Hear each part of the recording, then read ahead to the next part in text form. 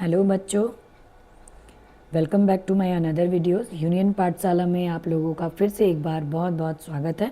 मैं परमजीत आज आप लोगों के लिए एसएसटी ज्योग्राफी क्लास 9 का चैप्टर 1 लेकर के आई हूँ, जो कि मैं आप लोगों को अभी समझाने वाली हूँ। ठीक है, तो आज की जो क्लास है उसमें हम पढ़ने वाले हैं क्लास 9 का चैप्टर 1 फ्रॉम ज्योग्राफी। ठीक है बच्चों, तो हम लोग ज्योग्राफी चैप्टर से चैप्टर 1 जो है India size and location chapter का जो नाम है, जैसा कि आप सभी जानते हैं, इस चैप्टर को आज हम समझेंगे। ठीक है, तो ये जो चैप्टर है बच्चों, ये CBSE board and JAC board दोनों के लिए बहुत ही हेल्पफुल है। और ये सबसे पहला चैप्टर है एनसीईआरटी बुक में, ये सबसे पहला chapter India size and location, जिसे हम भारत की आकार और स्थिति के रूप में समझते हैं और जानते हैं। तो आज हम लोग इसे पूरी डिटेल में अच्छे से पूरे चैप्टर को समझेंगे। मैं आपको बहुत अच्छे से इस पूरे चैप्टर को अपने नोट्स के द्वारा, जो मैंने खुद तैयार किया है, वो आपको एक एक लाइन पढ़ के बहुत अच्छे से पूरे चैप्टर को एक इजी कॉन्सेप्ट के जरिए, एक इजी लैंग्वेज के जरिए आपको पूरे चैप्टर को समझाने की कोशिश करूँगी। आशा करती हूँ कि आपको चैप्टर समझ में आए, और मैं अपनी तरफ से पूरी कोशिश करूँगी कि आपको क्लियरली पूरा एक एक पॉइंट अच्छे से समझ में आ जाए। ठीक है बच्चों, वीडियो को देखने से पहले अगर आप चैनल पर नए हैं तो प्लीज़ प्लीज़ प्लीज़ चैनल को सब्सक्राइब करें, और वीडियो अगर आपको पसंद आती है तो वीडियो को लाइक करें, कमेंट करें। इससे हमें मोटिवेशन मिलता है, हम आपके लिए और भी वीडियोस बना कर लाएंगे। अगर आपको कोई नए चैप्टर्स चाहिए तो भी आप बताइए, वो वीडियोस भी हम आपके लिए डालेंगे। ओके, और वीडियो को देखने के बाद आप वीडियो को ज़्यादा से ज़्यादा शेयर करें, ताकि ये ज़्यादा से ज़्यादा स्टूडेंट तक ये वीडियो पहुंच पाए, और बच्चों का जो भी कॉन्सेप्ट है, जो भी उनकी प्रॉब्लम्स है, उनको अच्छी तरह से ये सॉल्यूशन, इनका एक्सप्लेनेशन अच्छी तरह से मिल सके। ओके, तो चलिए बच्चों स्टार्ट करते हैं आज का चैप्टर, जिसका नाम है India size and location, geography से चैप्टर 1 क्लास 9 के लिए। ओके, तो चलिए स्टार्ट करते हैं। इससे पहले मैं इरेज कर देती हूँ, उसके बाद मैं आपको क्लियरली समझाती हूँ। चलिए स्टार्ट। सबसे पहले देखिए, मैं बता देती हूँ आपको, जैसे कि आप सभी जानते हैं कि भारत जो है वो संसार का सबसे पुरानी, सबसे प्राचीन संस्कृतियों में से एक है। ठीक है, सबको पता है, ये बात सभी जानते हैं। पिछले 50 वर्षों में भारत के अंदर बहुत सारा सामाजिक, आर्थिक रूप से, बहुत सारे रूप से डेवलपमेंट, प्रगति की है। ठीक है, तकनीकी के क्षेत्र पे देख लीजिए, जिसे हम टेक्नोलॉजी कहते हैं, एग्रीकल्चर के रूप में देख लीजिए, है ना, और ऑल ओवर डेवलपमेंट जितना भी है, हर फील्ड में हमारा इंडिया जो है वो बहुत ही डेवलप कर रहा है। ठीक है, भारत का जो विश्व इतिहास में बहुत इम्पॉर्टेंट योगदान रहा है, बहुत ही इम्पॉर्टेंट रोल प्ले रहा है भारत का हमारे पूरे वर्ल्ड में। ठीक है बच्चों, तो यहाँ भी आपको इस बात को कहा गया है कि India is the one of the world's oldest living civilizations like Mesopotamia and Egypt declined but India continue to grow। Bharat विश्व की सबसे प्राचीन जीवित सभ्यताओं में से एक है बच्चों। ठीक है, जैसे मेसोपोटामिया और मिस्र जैसी सभ्यताएं अब समाप्त हो गई हैं, लेकिन भारत अभी पूरा कंटिन्यू क्या हो रहा है, पूरी तरह से वो विकसित हो रहा है, डेवलप हो रहा है। ठीक है, in the last 50 years India has shown strong progress in. पिछले 50 वर्षों में भारत ने बहुत सारे, जो मैं पीछे बताऊंगी, निम्न क्षेत्रों में बहुत सारी प्रगति की है, बहुत सारा डेवलपमेंट किया है। वो कौन कौन से क्षेत्र हैं उसे हम one by one, step by step अभी जानेंगे, जिसमें सबसे पहला नंबर 1 है एग्रीकल्चर। एग्रीकल्चर में बच्चों भारत ने बहुत डेवलपमेंट कर लिया है, बहुत वृद्धि की है उन्होंने। ठीक है, जैसे कि हम लोग ग्रीन रेवोल्यूशन जानते हैं, green revolution improved wheat rice production, जैसे कि गेहूं और चावल का जो उत्पादन है, उनका जो प्रोडक्शन है, उसमें बहुत ज़्यादा वृद्धि हुई है हरित क्रांति की वजह से, ग्रीन रेवोल्यूशन की वजह से। उसके बाद अधिक सिंचाई, more irrigation, fertilisers, technology improved yield, है ना। तो अधिक सिंचाई, बहुत ज़्यादा उपजाऊ उर्वरक जो बढ़ाती है, मिट्टी की उर्वरा शक्ति को जो बढ़ाता है, वो फर्टिलाइजर्स के रूप में जिसे हम यूज़ करते हैं। आधुनिकी जो तकनीकी हम यूज़ करते हैं, जो नए नए तरीक़ों से हम खेती को आजकल कर रहे हैं, उसके उपयोगों से आज का जो प्रोडक्शन है एग्रीकल्चर के थ्रू बहुत ज़्यादा बढ़ गया है पहले के मुकाबले। ठीक है, भारत जो है वो विश्व का प्रमुख खाद्य उत्पादन करने वाला देश में सबसे नंबर 1 बन गया है। India become one of the largest food producing countries. जितनी भी कंट्रीज़ वर्ल्ड में पाई जाती है उसमें से इंडिया का जो नाम है वो सबसे one of the largest food producing country के नाम से जाना जाता है। ठीक है, चलिए एग्रीकल्चर को जानने के बाद नेक्स्ट जो डेवलपमेंट भारत ने किया है वो है इंडस्ट्री की तरफ। सबको पता है, ये हम सब जानते हैं। Growth in steel, textiles, automobiles, chemicals, medicines, rise to IT hubs like Bengaluru, Hyderabad, Pune and Noida.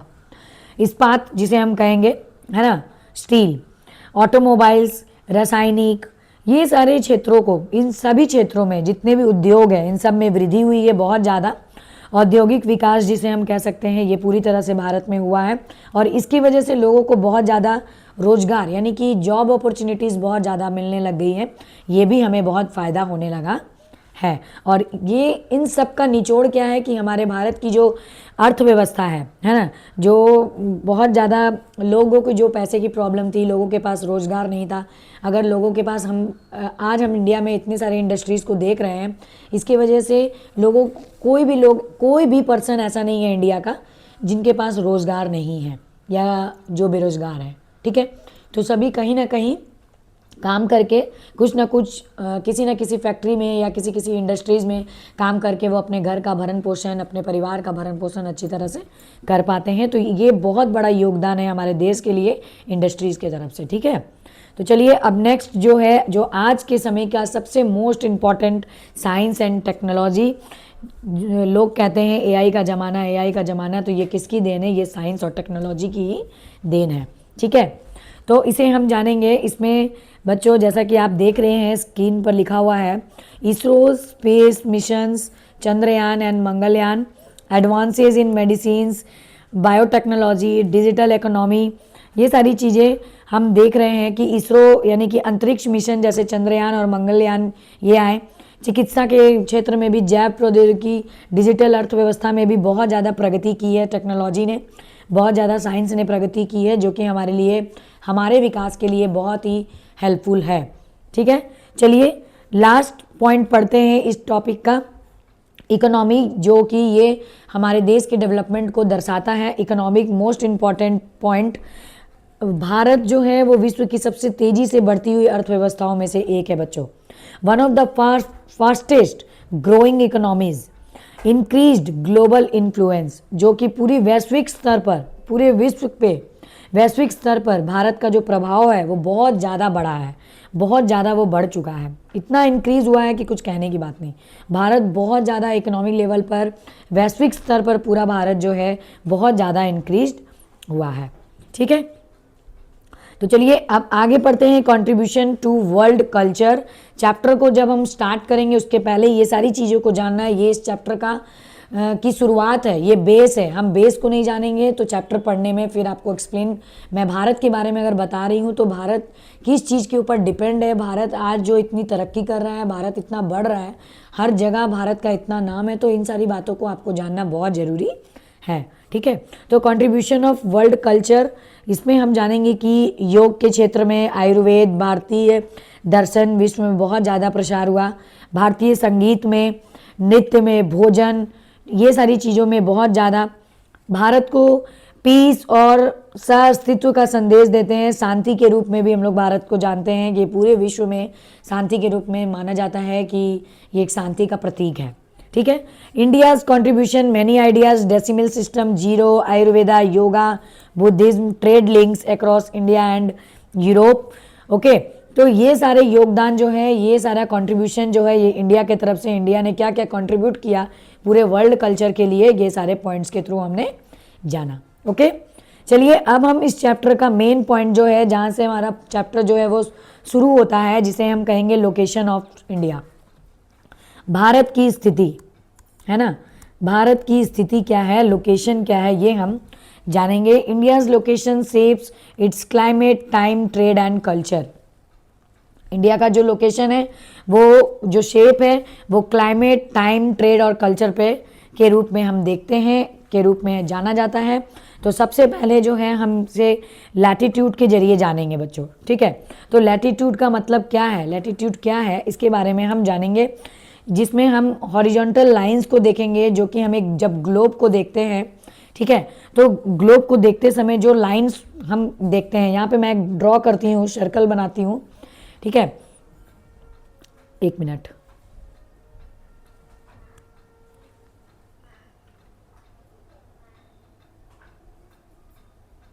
ये देखिए, ठीक है। तो लैटिट्यूड जो हॉरिजेंटल लाइंस जो यहाँ पे देखी जाती है बच्चों, वो है नॉर्थ, ऐसे हम इसे ले जाएंगे नीचे, यहाँ नॉर्थ पॉइंट है, ठीक है। बट इसे भी यहाँ भी इंडिकेट हम नॉर्थ पॉइंट पे ही करते हैं, डिग्री के अकॉर्डिंग हम इसे जानेंगे। और ये जो लाइंस जाती है इन्हें हम कहते हैं लैटिट्यूड्स, ओके, इन्हें हम कहते हैं लैटिट्यूड्स, ठीक है। और नॉर्थ टू साउथ, नॉर्थ से लेकर के साउथ तक ये लाइन जाती है, ठीक है, या साउथ से नॉर्थ या नॉर्थ टू साउथ, अभी आप इसे इस तरह से भी जान सकते हैं, ठीक है। और जो इस लैटिट्यूड को जानने के बाद एक और लाइन बनती है जिसको हम कहते हैं लॉन्गिट्यूड, ठीक है। लैटिट्यूड के बाद आता है लॉन्गिट्यूड, यहाँ पे नीचे में है लॉन्गिट्यूड, ये देखिए, ये वर्टिकल लाइंस है, ग्लोब का वर्टिकल लाइंस है, बट ये जो लाइंस थी ये है हॉरिजॉन्टल, ठीक है। तो वर्टिकल लाइन कैसे जाती है, ऐसे, ये है, ठीक है, ये हो गई लॉन्गिट्यूड, ठीक है। और ये जो हमने हॉरिजॉन्टल लाइंस देखी है ये है लैटिट्यूड।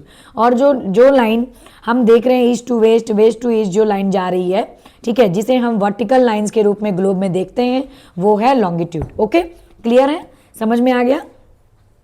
तो चलिए अब हम लोग इसे समझते हैं, इस पूरे पॉइंट को। इंडियाज लाइज बिटवीन, इंडिया की दूरी हम लोग देख लेंगे कि वो हॉरिजेंटल लाइन से वो कितना नॉर्थ से वो कितना, कहाँ से कहाँ तक वो बॉटम टू टिप, और कहाँ से वो मेन लैंड जो इंडिया का है वो जो क्रॉस हो रहा है वो उसका क्या डिग्री है वो हम जान लेते हैं। तो 8 degree 4 second north near Kanyakumari, almost the bottom tip of main land India's, okay. And the 37 degree 6 second north near Jammu and Kashmir northern tip. ये जो है बच्चों, इसे हम समझ लेंगे कि यहाँ पे देखिए, एक मैंने आपके लिए मैं एक मैप लेकर के आई हूँ, इस मैप के थ्रू देखिए पूरी तरह से दिख रहा है यहाँ पे, ये जो लाइन है ये है हॉरिजेंटल, ओके। ये देखिए, ये जो पूरी लाइन यहाँ से वहाँ तक गई हुई है ये है हॉरिजेंटल, और यहाँ देखिए यहाँ डिग्री दिया हुआ है 8 डिग्री 4 सेकेंड, एंड यहाँ दिया हुआ है 37 डिग्री 6 सेकेंड, ओके। ये जो है ये कन्याकुमारी से स्टार्ट है और कहाँ तक गया है, ये जम्मू एंड कश्मीर तक गया हुआ है, ठीक है, जम्मू एंड कश्मीर तक गया हुआ है। और कहाँ से स्टार्ट है, ये कन्याकुमारी से स्टार्ट है, ठीक है। तो इस तरह से हम इसे समझेंगे, ठीक है।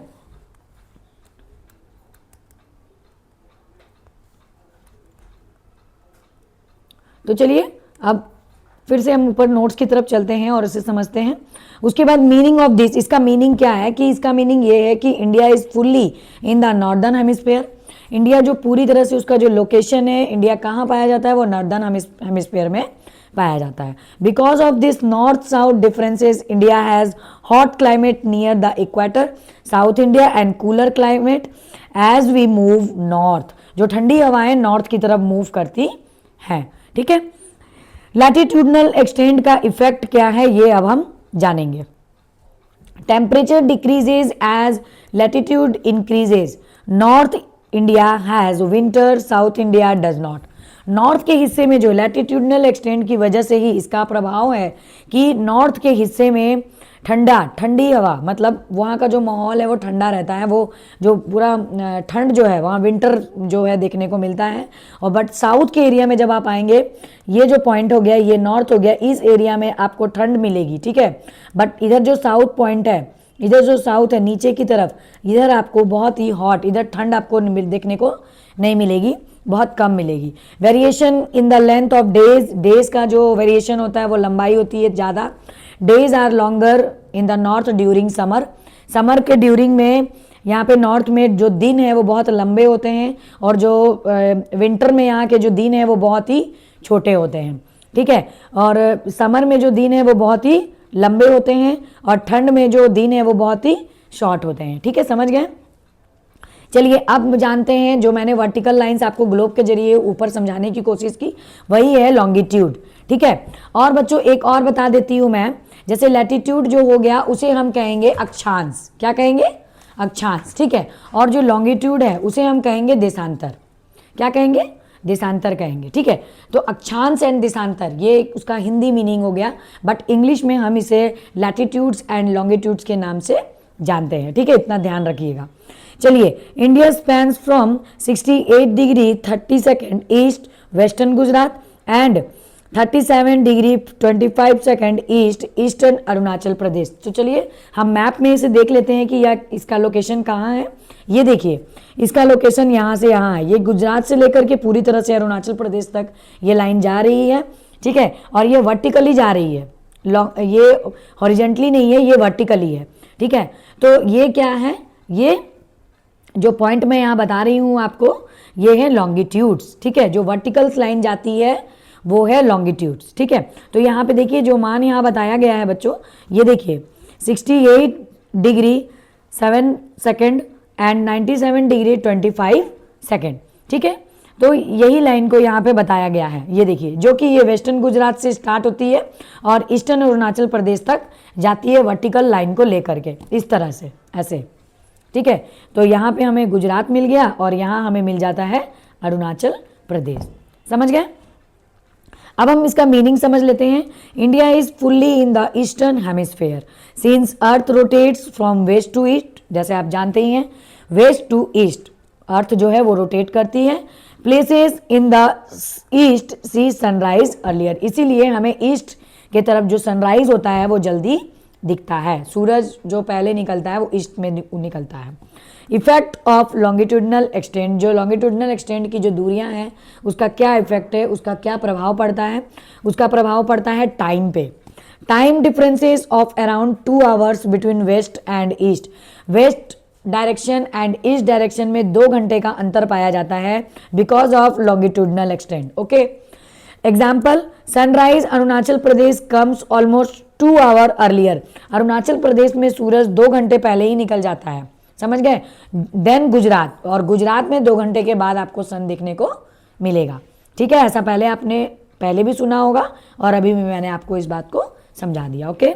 चलिए अब इस चैप्टर, अब जो हम भारत का मैप देखते हैं, वैसी लाइन जो भारत को 2 हिस्सों में बांटती है उस लाइन को हम कहते हैं ट्रॉपिक ऑफ कैंसर, जिसका मान है 23.5 डिग्री, ठीक है, 23 डिग्री 30 सेकेंड नॉर्थ, जिसे हम कहेंगे the tropic of cancer passes across the middle of India. मान लीजिए कि ये पूरा भारत है, ये पूरा भारत है, जो भारत के बीच से जो ये लाइन जा रही है यही है ट्रॉपिक ऑफ कैंसर। ये भारत को 2 भागों में बांटती है बच्चों, ठीक है, ये पहला, ये दूसरा। ऊपर का जो हिस्सा है उसे हम कहेंगे नॉर्दर्न हेमिस्फेयर और जो नीचे का हिस्सा है उसे हम कहेंगे साउदर्न हेमिस्फेयर, ओके। यहाँ हो गया ऊपर में नॉर्थ पोल और नीचे हो गया साउथ पोल, ओके। ये टॉपिक ऑफ कैंसर जो भारत को 2 बराबर भागों में बांट देती है, ठीक है। Why is this important? Tropic of cancer important क्यों है? वो इसलिए इंपॉर्टेंट है because it divides India into 2 climatic zone. Number 1 is tropical zone, जो साउथ ऑफ द लाइन में पाया जाता है, जहाँ पे हॉट और ह्यूमिड वेदर पाया जाता है। वैसे प्लेस जहाँ पे बहुत ही हॉट ह्यूमिड वेदर पाया जाता है, जो वो कौन सी प्लेस है, वो जो प्लेस है वो है केरला, तमिलनाडु एंड महाराष्ट्र, ठीक है। एंड द सेकेंड जो हम नेक्स्ट जो क्लाइमेटिक जोन है वो जो देखेंगे वो है सब ट्रॉपिकल जोन, जो कि नॉर्थ ऑफ द लाइन में पाया जाता है।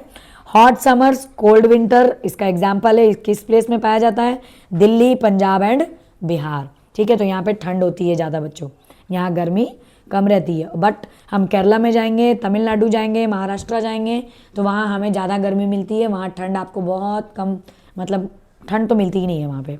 और बट आप जब दिल्ली जाएंगे तो आपको वहाँ ज़्यादा ठंड मिलेगी, पंजाब जाएंगे तो वहाँ बहुत कड़ाके की ठंड होती है, बिहार में भी आपको बहुत ज़्यादा ठंड का सामना करना पड़ सकता है। जब भी आप बिहार जाओगे तो आपको वहाँ पे ठंड मिलेगी ही मिलेगी, ओके। अब हम ये भी हमें जानना है कि जो ट्रॉपिक ऑफ कैंसर है वो लाइन जो भारत को 2 बराबर भागों में बांट देती है वो किस किस स्टेट से होकर गुजरती है बच्चों। ये जानना बहुत इंपॉर्टेंट है। बहुत सारे बच्चे इस बात पे मिस्टेक करते हैं, बहुत सारे बच्चों को इस बात का अभी तक पता भी नहीं है कि हमारे जो वैसी लाइन जो हमारे भारत को 2 बराबर भागों में बांटती है, जिसे हम ट्रॉपिक ऑफ कैंसर के नाम से जानते हैं, वो कितने सारे स्टेट्स को पास करती है। So number 1 is Gujarat, number 2 is Rajasthan, number 3 is Madhya Pradesh, 4th Chhattisgarh, 5th Jharkhand, 6th west Bengal and 7th is Tripura and 8 is Mizoram. यानी कि टोटल 8 स्टेट, कितने स्टेट? टोटल 8 स्टेट को ट्रॉपिक ऑफ कैंसर जो है वो पास करती है। इतने सारे स्टेट से होकर वो गुजरती है। ठीक है बच्चों, समझ में आ रहा है? चलिए, अब इतना ये सारी चीज़ें जितनी भी हमने जानी है अभी, इतना वीडियो स्टार्टिंग से लेकर अभी तक, ये सिर्फ और सिर्फ इंडिया का लोकेशन था। अब हम जानेंगे इंडिया का साइज। ओके, इंडिया का साइज हम अभी जानेंगे, इंडिया का साइज।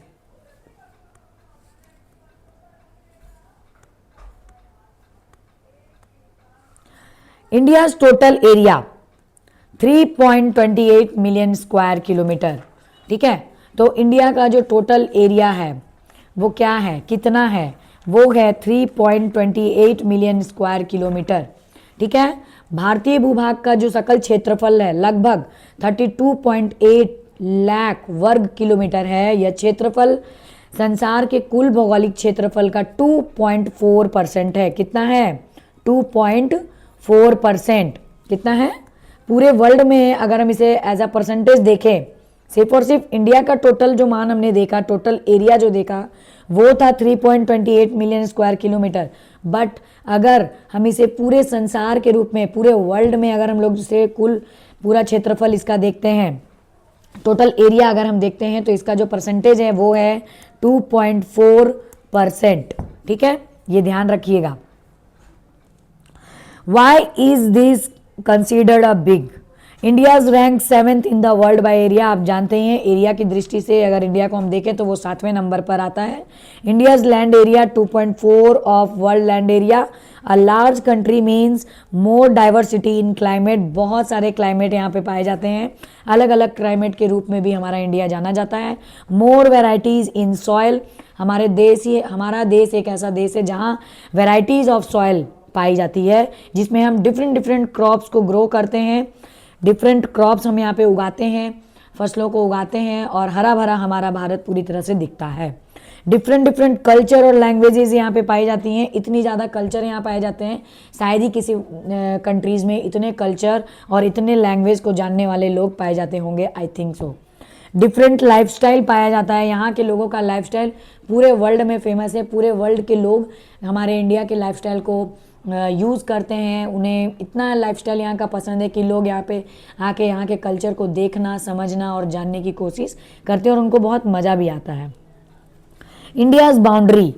अब इंडिया टोटल लैंड बाउंड्री जो है वो 15,200 किलोमीटर है, और इसका कोस्ट लाइन जो विथ आइलैंड के साथ जो जुड़ा हुआ है, अगर हम आइलैंड के साथ पूरे कोस्ट लाइन को देखें तो वो है 7,516.6, यानी कि 7,516.6 किलोमीटर। ओके, समझ गए? जिसमें India is surrounded by the water on 3 sided. 3 हिस्सों से पूरा इंडिया जो है वो पानी से घिरा हुआ है।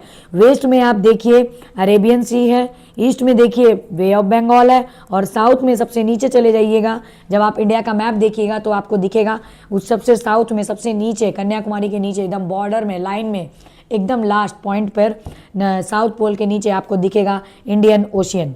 ठीक है, तो this makes India peninsula and give it the strategic importance in sea trade.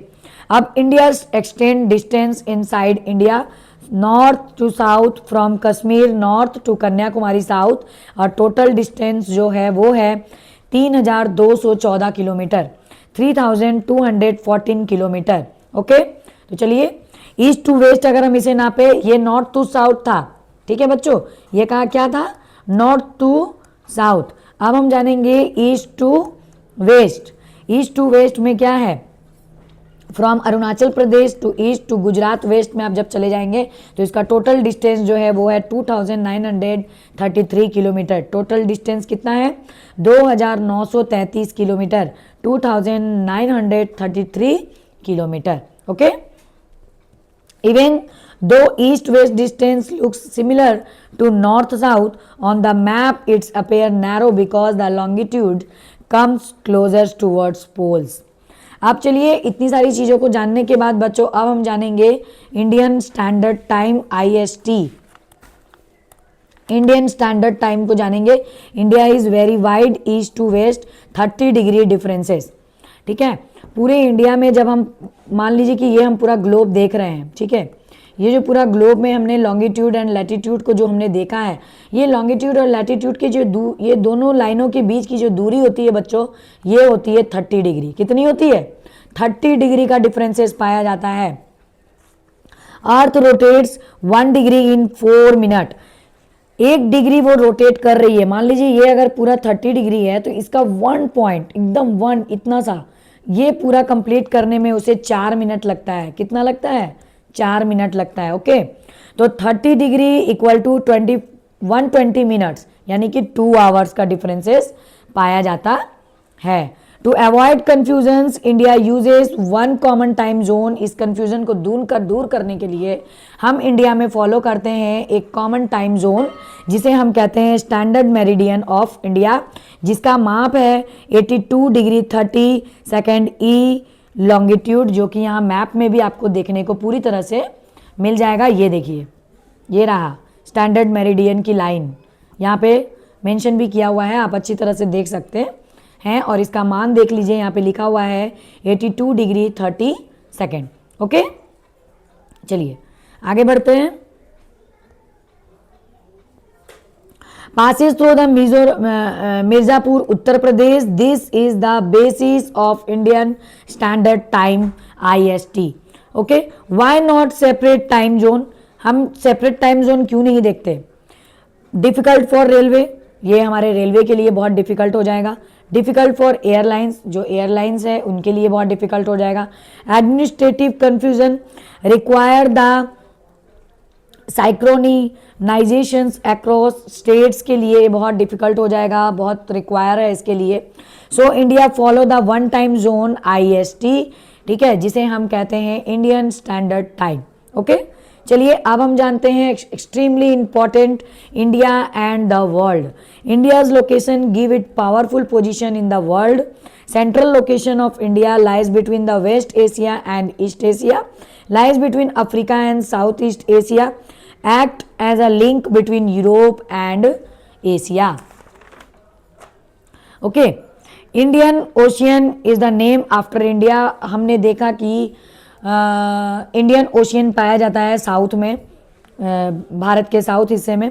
तो India has the longest coast line in the region. India controls major sea routes, India बहुत सारे सी रूट्स को कंट्रोल्स करती है। India lies at the centre of the Indian ocean trade network, और Indian ocean जो है वो एक सेंटर पॉइंट माना जाता है, और ये इंडिया के जितने भी ट्रेडिंग नेटवर्क है इंडियन ओशियन में होने वाले, वो पूरी तरह से इसे कंप्लीट करती है। इंडिया के लैंड रूट को हम जानेंगे through mountains. Even through the Himalayas are high mountains, there are many passes like Khyber Pass, Bolan Pass. These allowed traders to travel, armies to come and go, armies को आने जाने की अनुमति यहीं से दी जाती है। Spread of culture, Buddhism to Asia and spices to Europe, जो यूरोप में यहाँ से जो चीज़ों को भेजा जाता है वो, ठीक है, ये लैंड रूट के जरिए इतना काम किया जाता है। अब आ जाइए सी रूट में। India always had strong sea trade through Arabian sea, bay of Bengal and Indian ocean.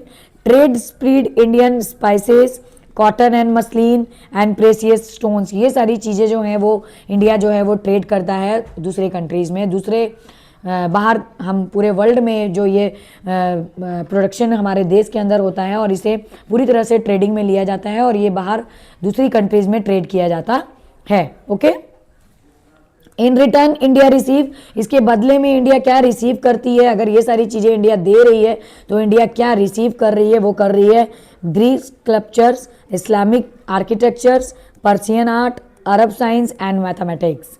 This exchange help the shape Indian culture, ये हमारे इंडियन कल्चर्स के शेप को एक्सचेंज करने में बहुत हेल्प करता है। ठीक है, अब हम जानेंगे इंडियाज़ नेबर्स। जहाँ आप रहते हो आपके घर के पास में भी आपके पड़ोसी है, उसी तरह से हमारे इंडिया का भी बहुत नेबर्स कंट्रीज़ हैं, हमारे पड़ोसी देश हैं, जिसके बारे में हमें जानना बहुत ज़रूरी है। तो India share borders with 7 countries on land and 2 countries across the sea. Okay, so land neighbours Pakistan, Afghanistan, China, जिसे तिब्बत रीजन में देखा जाता है, Nepal, Bhutan and Bangladesh, okay, and Myanmar. और अक्रॉस द सी जो 2 हमने बताया था वो है Sri Lanka separated by Palk strait and gulf of Mannar and Maldives south west of India. Okay, why neighbours matter? Culture similarity with Nepal, Bhutan and Bangladesh. कुछ कल्चर्स जो हैं वो नेपाल, भूटान एंड बांग्लादेश के जो है वो मिलता जुलता है। रिलीजियस लिंक्स भी मिलते जुलते हैं, बुद्धिज्म हमारे इंडिया में भी है, वहाँ भी है। श्रीलंका हिंदुज़्म विथ नेपाल, नेपाल के साथ बहुत ज़्यादा कनेक्ट है। ठीक है, trade, security, festivals, languages, food influence, all nearby the countries. India play a major role in south Asian corporation. ठीक है, तो इस तरह से इंडिया का जो पूरा रोल प्ले है साइज के अकॉर्डिंग, लोकेशन के अकॉर्डिंग, नेबर्स कंट्रीज़ के साथ क्या हेल्पफुल, किस तरह से हम तालमेल बना के बैठते हैं, किस तरह से हम अपना काम कंप्लीट करते हैं, या हमारी जो ज़रूरतें हैं वो पूरी हो रही है और हम दूसरी कंट्रीज़ में अपनी चीज़ों को भेज रहे हैं, अपने देश के में उगाई जाने वाली चीज़ें या हमारे देश के अंदर जो प्रोडक्शन हो रहा है उसे हम ट्रेड के रूप में बाहर भेज रहे हैं। तो किस तरह से ये पूरा तालमेल जो बना हुआ है सॉरी, इन सारी चीज़ों को मिला करके ही हमारा देश जो है आज वो इतना डेवलप हुआ है। ठीक है बच्चों, तो चलिए इस पूरे चैप्टर को एज अ समरी एक बार हम देख लेते हैं। सबसे पहले हमने देखा location, India northern and eastern hemisphere में है। लैटिट्यूड्स इसका 8 degree 4 second north to 37 degree 6 north, longitude 68 degree 7 east to 97 degree 25 east. Size में हम देखते हैं area 3.28 million square kilometre, 7th largest country, और पूरे वर्ल्ड में लैंड एरिया इसका है 2.4%। क्लाइमेटिक डिवीज़न भी मैंने आपको बताया था, 2 पार्ट था इसका, 2 भागों में डिवाइड किया गया था। जो ट्रॉपिक ऑफ कैंसर इसे डिवाइड करती है इंडिया को, ट्रॉपिकल साउथ एंड सब tropical north. IST standard meridian भी मैंने आपको समझा दिया, मैप में भी मैंने आपको दिखा दिया था कि IST स्टैंडर्ड मेरिडियन का जो डिग्री है वो कितना है और क्या है, वो यहाँ है, ये आप मैप में अच्छी तरह से देख लीजिएगा। ठीक है, उसके बाद लास्ट वीडियो के एंड में अब हम जा रहे हैं। लास्टली वर्ल्ड कनेक्शन क्या क्या था वो भी मैंने आपको बता दिया कि लैंड सी रूट के जरिए, स्पीड कल्चर के जरिए, अलग अलग रिलीजियस को जानने के लिए, अलग अलग धर्मों को जानने के लिए कितना ज़्यादा पूरे वर्ल्ड के साथ हमारा इंडिया जो है वो कनेक्शन बना रहा है। ठीक है, सेंट्रल पोजीशन हेल्प करता है ट्रेड में, इंडियन ओशियन का नाम पड़ा है इंडिया के नाम पे ही, ये भी आप जान गए, मैंने आपको बता दिया। Land and sea route, spread culture, religion, science के थ्रू भी हम देख लेते हैं। नेबर्स कंट्रीज़ की मैंने आपको बताया कि 7 लैंड जो है वो टोटल 7 लैंड और 2 आइलैंड नेबर्स हैं, जो मैंने आपको ऊपर वीडियो में अच्छी तरह से समझाया है। और बहुत ज़्यादा एक स्ट्रॉन्ग कल्चर हम बनाते हैं, जो कि एक इंडिया जो है वो अपने साथ दूसरी कंट्रियों के साथ इकोनॉमिक लिंक जोड़ता है, किस तरह से हमारी अर्थव्यवस्था को जोड़ता है वो हमने अच्छी तरह से समझ लिया। ठीक है बच्चों, तो बच्चों इस चैप्टर में जितना भी पॉइंट्स था मैंने आपको बहुत अच्छे से समझाने की कोशिश की है। आशा करती हूँ कि आपको पूरी की पूरी वीडियो, पूरा का पूरा कॉन्सेप्ट, पूरा चैप्टर अच्छे से समझ में आ गया होगा। अगर आपको वीडियो बहुत अच्छी लगी या नहीं भी अच्छी लगी तो प्लीज़ प्लीज़ प्लीज़ वीडियो को शेयर करें, वीडियो को लाइक करें। डेफिनेटली वीडियो आपको अच्छी लगी होगी क्योंकि मैंने आपको सारे के सारे पॉइंट आउट, पूरे point 1 by 1 step by step अच्छी तरह से बता दिए हैं। तो आप प्लीज़ प्लीज़ प्लीज़ वीडियो को लाइक करें और वीडियो को ज़्यादा से ज़्यादा शेयर करें। अगर आप चैनल पे नए हैं तो चैनल को सब्सक्राइब करना बिल्कुल भी ना भूलें। Okay, thanks for watching the video, thank you so much. आपको अगर नेक्स्ट और किस चैप्टर का वीडियो चाहिए आप कमेंट कर सकते हैं, कमेंट सेक्शन में जाकर प्लीज़ कमेंट कीजिए। और आज की वीडियो आपको ये कैसी लगी इसके लिए भी आप कमेंट ज़रूर करें। कमेंट करने से हमें मोटिवेशन मिलता है, हमें काम करने में मन लगता है, ताकि हम आपके लिए और भी ज़्यादा एक्सप्लेनेशन के साथ, अच्छे अच्छे आइडियाज़ के साथ आपके लिए चैप्टर्स लेकर के आएँ। ओके, सो अभी के लिए इतना ही था। Thank you so much, bye bye.